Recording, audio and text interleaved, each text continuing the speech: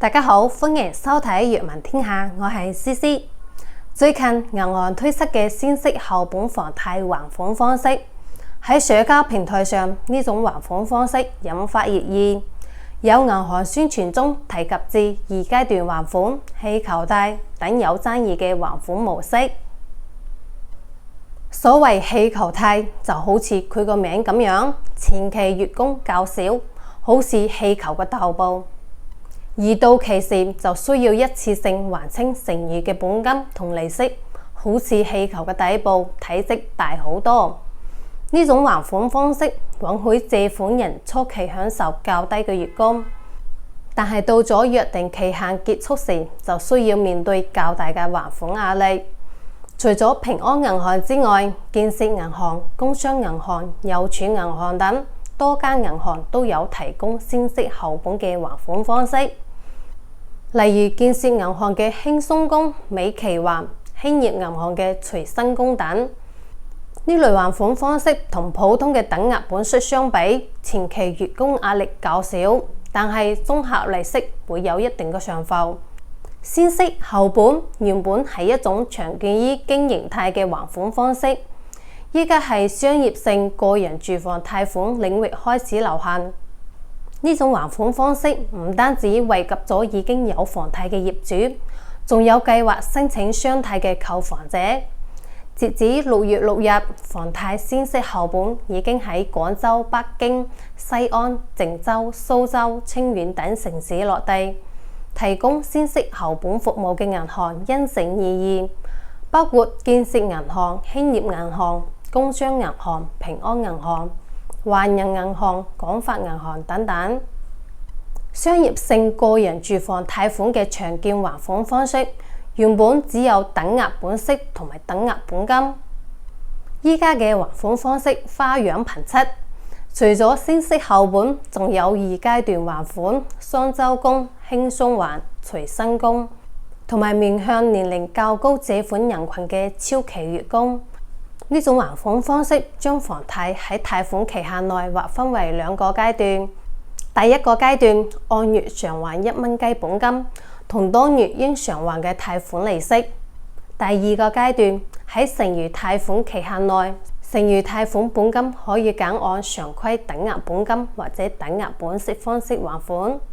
雖然每個月只係還1蚊雞嘅本金，但係並唔意味住每個月嘅還款資金總計就係1蚊雞，因為除去咗本金，仲有利息係需要還嘅。不過呢種放貸本金暫時少還嘅好處係，如果客戶資金比較緊張，揀先息後本可以緩解當下嘅資金壓力。當然，欠下嘅債遲早都係要還嘅。如果前期本金還得少，自然就意味住後期嘅利息會增加，隨之還款嘅壓力亦會增大。媒體報道指出，依家實施該政策嘅銀行有建設銀行、興業銀行、中信銀行同平安銀行等等。落地城市包括廣州、北京、上海、清遠等等。提供先息後本嘅銀行因城而異，部分銀行只針對新增貸款，部分只針對存量貸款，亦有一啲銀行同時兼顧新增同埋存量貸款。雖然銀行對呢類貸款產品嘅名稱不盡相同，但係申請嘅先息後本嘅客戶無一例外都係對資質有一定嘅要求，只有信用表現良好嘅客戶先至可能申請成功。觀察到，如果採用先息後本嘅還款方式，並且能夠成功申請嘅，多數都係有公職身份嘅客戶，因為佢哋係收入穩定，對於銀行嚟講，佢哋係最優質嘅客源。不過，亦都有網友指出，天下冇有免費嘅午餐，銀行提供嘅優惠，實際上係基於風險同埋收益嘅考量。以廣州為例，根據防衛視平台，截止6月3日，廣州一共有6間銀行提供咗先息後本嘅還款方式，包括華人銀行、廣發銀行、浦發銀行、中信銀行、興業銀行同農業銀行。其中一間銀行最長先息期數為24期，4間銀行為36期，1間銀行為60期。相比傳統嘅等額本息或者本金還款方式，選擇先息後本意味住借款人嘅還貸能力可能較弱。但係銀行對呢類借款人嘅要求並冇顯著提高。商城行廣州某支行個體經理表示，名下有房者符合先息後本申請條件。如果名下冇房，只要就職嘅公司係優質嘅單位就可以申請。而股份制銀行海珠區某支行個體經理則表示，只要收入證明覆蓋月供金額2倍或以上就可以申請。針對商業性個人住房貸款，銀行紛紛推出咗新嘅還款方式。而此前常見嘅還款方式只有等額本息或者等額本金。新增嘅還款方式中，除咗主流嘅先息後本，市場上仲存在二階段還款、雙周供、輕鬆還、隨身供，同埋面向年齡偏高人群。其中平安銀行推出嘅二階段還款同興業銀行嘅隨身供本質上依然係先息後本，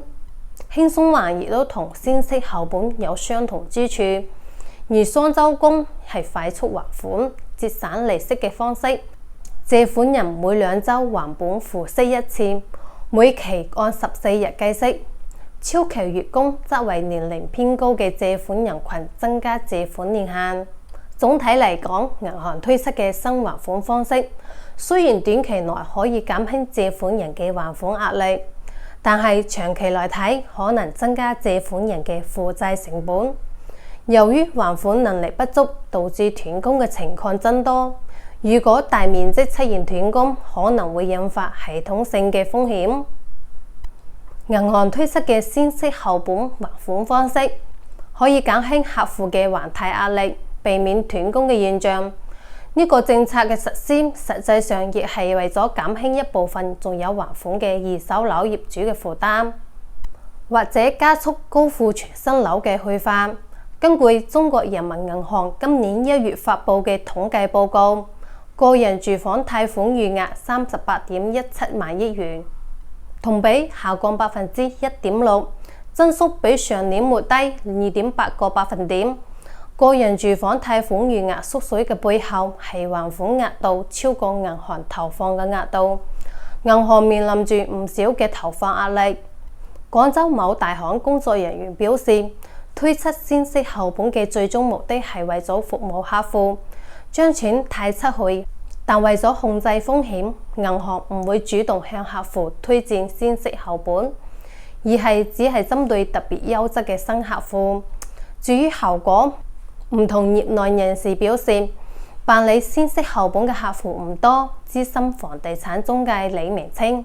雖然有客戶成功操作咗先息後本嘅房貸申請，但係因為呢種還款方式利息會更多，如果唔係真正缺錢，客戶都唔會太願意去做。呢種先息後本嘅貸款方式，其實係為咗配合央視嘅517房貸新政策落地而制定嘅貸款產品。央行517房貸新政對個人嚟講係指首套、二套嘅首付比例分別下調至唔低於15%、25%，取消住房貸款利息下限同埋公積金降低貸款利息。主要意義係為房企去庫存，為樓市提供有力嘅金融支持。樓市興則經濟興，雖然依靠房產提振經濟嘅方式唔一定健康，但係暫時未有更好嘅辦法嘅情況下，政府只能從政策上為樓市托底。呢種舉措雖然好無奈，但係關乎住千家萬戶嘅住房企有效回血，會帶動房地產同個人產業鏈嘅發展，激活低迷嘅就業市場，提振民眾消費信心。然而，對於普通群眾嚟講，窮極一生甚至花費數代人嘅積蓄，背負沉重嘅還款壓力，呢種人血卯糧、代代相傳嘅經濟發展方式，能夠持續幾耐呢？歷史將終會俾出答案。今期就傾到呢度啦，多謝大家收睇，下期見。鍾意我嘅視頻，請點讚、關注、訂閱支持我，拜拜。